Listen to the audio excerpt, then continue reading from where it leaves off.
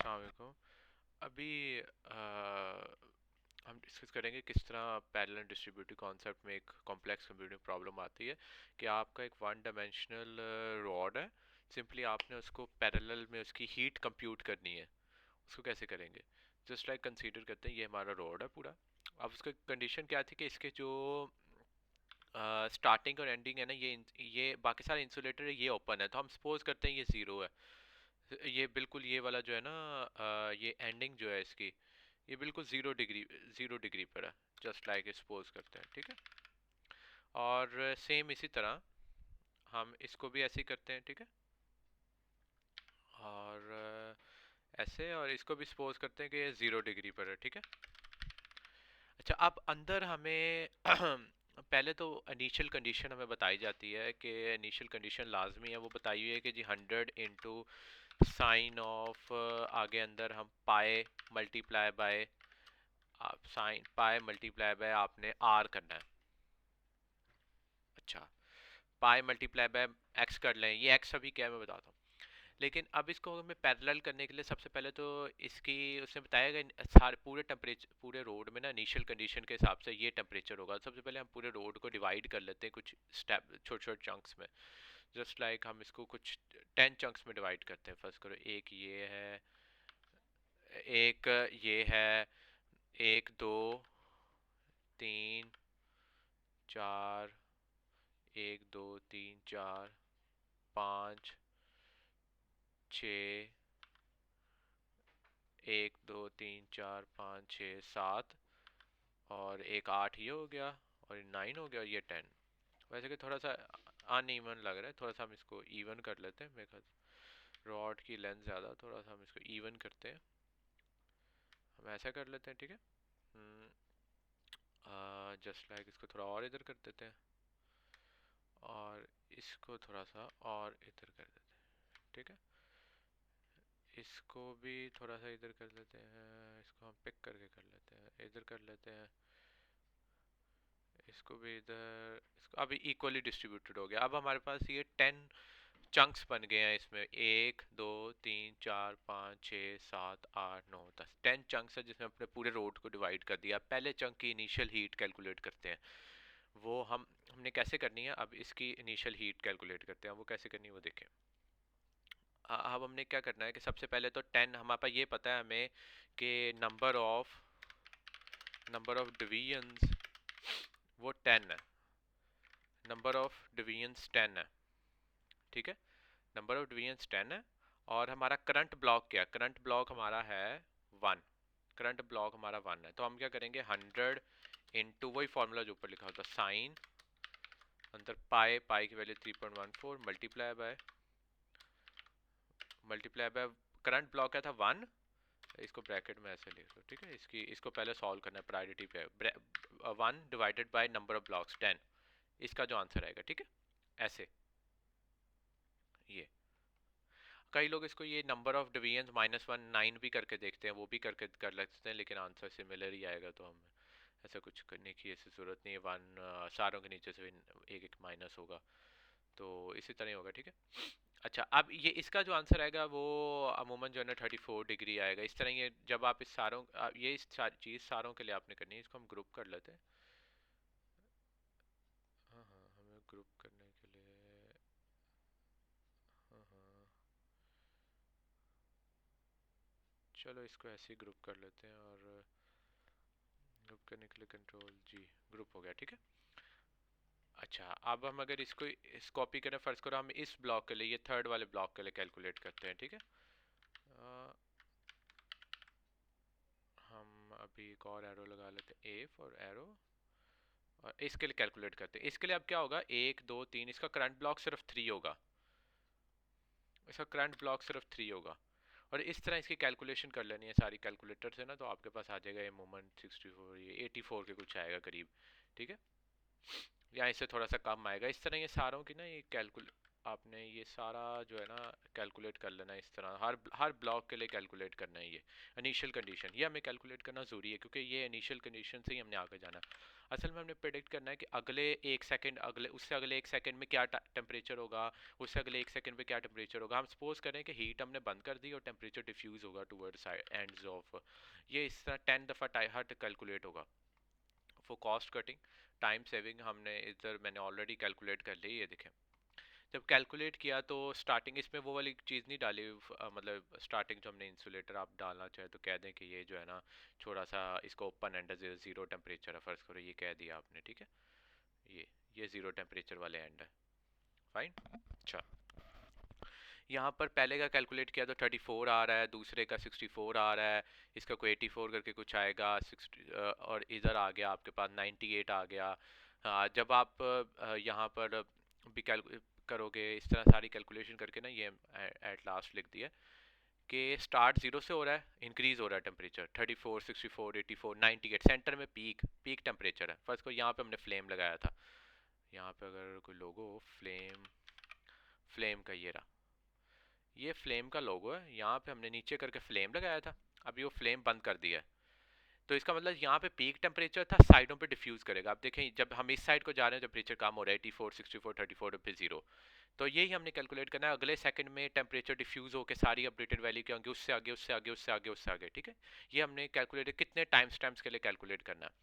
आपने ये भी डिसाइड करना होता है कितने टाइम स्टेप्स के लिए कैलकुलेट करना है। मींस कि आप कहते हैं कि नेक्स्ट 100 सेकंड्स के लिए कैलकुलेट करें, नेक्स्ट आप 1000 पॉइंट्स के लिए कैलकुलेट करें, इस तरह ये जो भी जिस यूनिट में भी आप इसको बताएं। इसको कैलकुलेट करने के लिए आपके पास इनिशियल एक चीज़ पता हो कि जो ये मटेरियल है, जो ये रोड का मटेरियल है, इसकी डिफ्यूजन रेट क्या है, अल्फा जिसे हम कहेंगे अल्फा, इसका डिफ्यूजन रेट क्या है। डिफ्यूजन रेट क्या है ऑलरेडी मैथमेटिक्स में आपको पता होगा। जैसे फर्स्ट फॉर आयरन है तो मैं कहूँगा आयरन डिफ्यूजन रेट या डिफ्यूजन अल्फा वैल्यू, इस तरह इसको लिखेंगे तो हमें पता लग जाएगी। Heat diffusion heat diffusion alpha rate वो हमें 33 मिलीमीटर स्क्वायर पर, नहीं ये वाला, ये नहीं वैल्यू इसकी, इसकी कुछ छोटी सी वैल्यू है, आप इसका देखें आयरन के लिए, आयरन थर्मल डिफ्यूसिविटी टेबल ये रहा, ठीक, हाँ ये वाली। अगर हम इसको देखें यहाँ पे आयरन सर्च करें, आयरन ये रहा, ये वैल्यू है असल में आयरन की 0.00023, ये उसका डिफ्यूजन रेट है। ये हमें पता होना चाहिए, ठीक है। अल्फा ये हमें पता होना चाहिए। फर्स्ट कर हमने कैलकुलेट देख लिया इंटरनेट पे, ये था, ये है 2.3, मतलब इसको दूसरी तरह लिख लेते हैं, 0.0005 था ना, 0.000023, ठीक है। ये इसका डिफ्यूजन रेट है। इस हिसाब से या इसके साथ कुछ हम मल्टीप्लाई किए, हमें बताती कि ये कितना हीट को आगे जो है ना डिफ्यूज करेगी, उधर अगर वो डो उसका और होगा, हर मटेरियल का और होगा, ठीक है। अच्छा, अब इसको कैलकुलेट कैसे करना, आप देखें ये था आपके पास एक इनिशियल टेम्परेचर, इनिशियल कंडीशन वाला आ गया। इनिशियली जो है ना, इनिशियल आपके पास अब आ गया कि इनिशियल जो है ना, इनिशियल टेम्परेचर जब हमारे पास प्रॉब्लम आई है तो हमारे पास ये सिचुएशन उसके टेम्परेचर की। अब अगले टाइम स्टैम्प पे क्या होगा वो कैलकुलेट करते हैं। उससे पहले ये भी पता हो कि हमारे पास हर टाइम में कितना डिफरेंस है। मैं कहता हूँ चेंज इन टाइम जो है ना वो 1 सेकेंड है, हर टाइम का जो चेंज है 1 सेकेंड है। फिर जो हर ब्लॉक का दूसरे के साथ कितना चेंज आ रहा है, हम कहते हैं ये फर्स्ट को कंसीडर करते हैं पूरे 1 मीटर की है, 1 मीटर रॉड, 1 मीटर रॉड है ये, ठीक है। तो इसका चेंज इन साइज जो है ना वो होगा, हम रख लेते हैं चेंज इन साइज क्योंकि ये 1 मीटर है, तो यहाँ इसको कर लेते हैं 10 मीटर, इसको कर लेते हैं 10 मीटर, या अगर 1 मीटर भी तो हम कर लेते हैं इसका यूनिट ना चेंज करें, मैं कह रहा हूँ यूनिट ना चेंज हो, या अगर फिर अगर यही यूनिट रखना है फिर हम कहते हैं चेंज इन साइज जो है ना वो 0.1 मीटर है, ठीक है। ऐसे कर लेते हैं। अब ये वैल्यूज़ को हम देखते हुए इधर एक फार्मूलाज हमने लगाना है, हर आइट्रेशन, हर हर जितनी बार भी कॉल करना है वो फार्मूला लगेगा। फार्मूला क्या है उसका मैं एक वो एक ट्रुथ है उसको डिस्क्लोज कर देता हूँ। एक पहले थोड़ा सा ट्रुथ ये कि आपने ये वीडियो देख लेनी है, डिस्क्रेटाइजेशन ऑफ 1D हीट। इसमें वैसे फार्मूला काफ़ी हद तक बताया हुआ है शुरू से एक्सप्लेन करके ना, ये एक्सप्लेन करते हैं कि कैसे ये वर्क कर रहा है। सॉरी, कैसे ये हीट ट्रांसफ़र हो रही है, देखें कैसे ये हर एक वेरिएबल क्या है। असल में ये एक डबल डेरिवेटिव का फॉर्मूला, लेकिन हमें उसको डिस्क्रिटाइज मीन्स कि उसको न्यूमेरिकल एनालिसिस करके ना कि हम उसको अप्रॉक्सीमेट कर सकते हैं एग्जैक्ट वैल्यू, तो वो डबल डेरिवेटिव लेके आएगी, वो उस वैल्यू वो हमें इधर वैल्यू पता नहीं होंगे, तो हम इसको बस सिर्फ अप्रॉक्सीमेट कर सकते हैं नियरेस्ट वैल्यू। ये एक वीडियो होगी, एग्जैक्ट आंसर इस रिसर्च पेपर पे है जो यूनिवर्सिटी ऑफ टेक्सास ने दिया है। ये वो फॉर्मूला है असल में, ये जो लगना है ये क्या, इसका क्या मतलब कि आई टाइम स्टैम्प पे अगले नेक्स्ट टेम्परेचर क्या होगा। पहले वो कहता है पिछली आइट्रेशन के करंट टेम्परेचर प्लस ये हमें कैलकुलेट करना होगा, ये वो के अल्फा, के मतलब अल्फा जो हमने diffusion rate, change in time over change in size का होल स्क्वायर। अभी करंट लम्हे में उससे अगले ब्लॉक का क्या टेम्परेचर है, उसका क्या टेम्परेचर, उससे पिछले ब्लॉक का क्या टेम्परेचर है। एक छोटी सी मैं डेमोग्राफी बताता हूँ।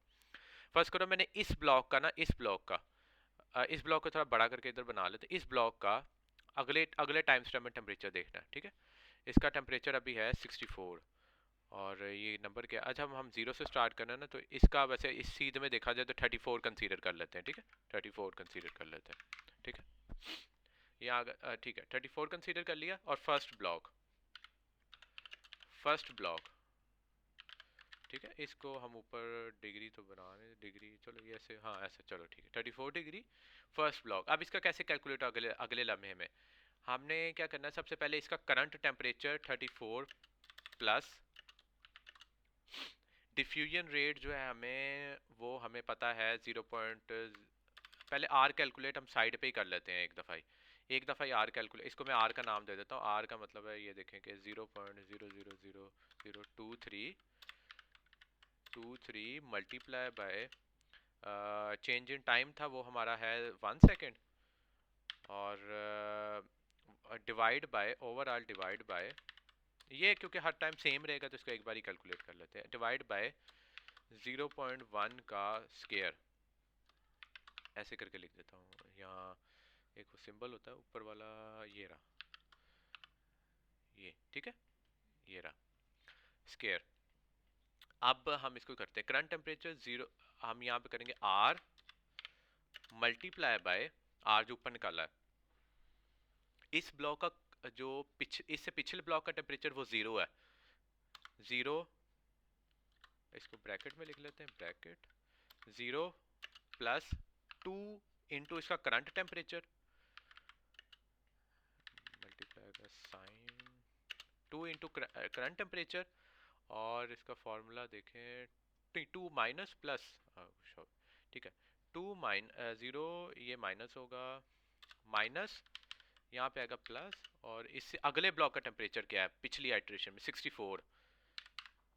जब इसको हम सॉल्व करेंगे जो आंसर आएगा हम क्या करेंगे, ये करंट टेम्परेचर जो है ना ये इसको अपडेट कर देंगे दूसरे के साथ, क्योंकि अपडेट हो गया ना।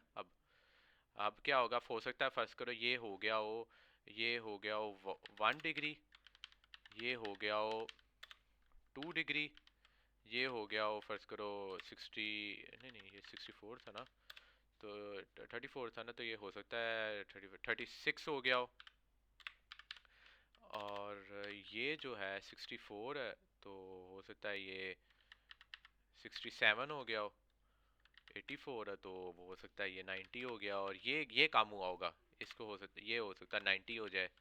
इस साइड पे भी टेम्परेचर सेम डिफ्यूज जो इधर को होगा इक्वली डिस्ट्रीब्यूट होगा, सेम उसी तरह ही वहाँ पे होगा, उस साइड पे भी होगा। नहीं अब सेम नहीं हो सकता है, या हो भी सकते हैं, ठीक है इसको हम कर देते हैं 91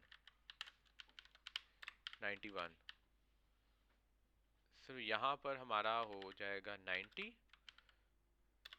67 और यहाँ पर हमारे पास हो जाएगा 36 और ये हो जाएगा 1, इस तरह। फिर अगली आइट्रेशन में आपने सेम इसी तरह एक और आइट्रेशन करनी है, और उसी तरह आपने इसका टेम्परेचर मेजर करते रहना है। अब चेंज कहाँ आएगा, जब आप पीछे आगे का टेम्परेचर चेंज करोगे, उसकी चेंज इन टाइम वगैरह सारा चेंज होगा, तो आपका जो है आंसर इसका चेंज होता होता जाएगा। ठीक है, आपके हर जो है नेक्स्ट नेक्स्ट आइट्रेशंस का आंसर आता जाएगा। इस तरह ये आपने ब्लॉक करनी है। असल में करना क्या है, अब आपने फर्स्ट करो आपके पास दो थ्रेड्स हैं, तो आप चार चार का उसको डिवाइड कर दो हर थ्रेड को, क्या आपने चार का कंपटीशन आपने करनी है। ओपन एमपी यूज़ कर रहे हो तो आप चारों के एक प्रोसेसर को दे दो, चारों के एक आपस में मैसेज पास लाजमी करना है कि ये कैलकुलेट हो गया है, तो अब इसको अपडेट करते जाना है। ठीक है, ये बस एक छोटी सी चीज़ है, बाकी ठीक है।